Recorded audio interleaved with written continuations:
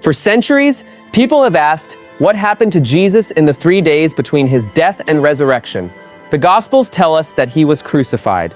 After 6 agonizing hours, he uttered his final words, "It is finished." With that, he bowed his head and surrendered his spirit. His lifeless body was taken down, wrapped in fine linen, and placed in a borrowed tomb. A great stone was rolled over the entrance, and Roman guards were stationed to ensure no one could steal the body.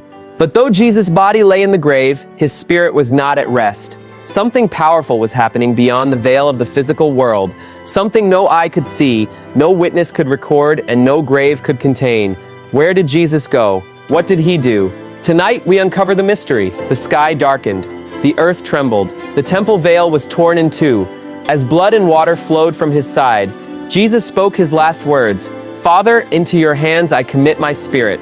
Luke 23:46. At that moment, his body fell lifeless, but his mission was far from over. The disciples mourned. The Roman soldiers stood in awe. The Pharisees, thinking they had won, hurried home before the Sabbath began. Yet in the unseen realm, Jesus had already begun his greatest act of victory. Before his final breath, Jesus made a promise. As he hung between 2 criminals, one of them, convicted of his sins, pleaded, "Jesus, remember me when you come into your kingdom." Luke 23:42. And Jesus replied, "Truly I tell you, today you will be with me in paradise." Luke 23:43. Paradise, a place of rest, a waiting ground for the righteous who had died before Christ's sacrifice. The faithful, Abraham, Moses, David, the prophets, they were all there, waiting. And now, Jesus had come.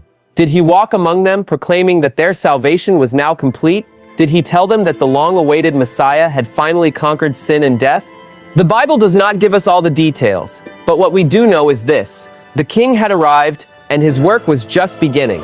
But while Jesus comforted the righteous in paradise, there was another place he needed to go. The Apostle Peter writes, "After being made alive, he went and made proclamation to the imprisoned spirits, to those who were disobedient long ago." 1 Peter 3:19-20. Jesus descended into Hades. Hades, also called Sheol, was the realm of the dead, a place divided between paradise and torment. Some believe Jesus entered the depths of hell itself. But why? Was he there to declare his victory over sin, death, and Satan? Was he confronting the fallen angels, those bound in chains for their rebellion against God? Paul tells us, having disarmed the powers and authorities, he made a public spectacle of them, triumphing over them by the cross. Colossians 2:15. Imagine the scene. The prince of darkness, thinking he had won, now stood face to face with the risen Christ.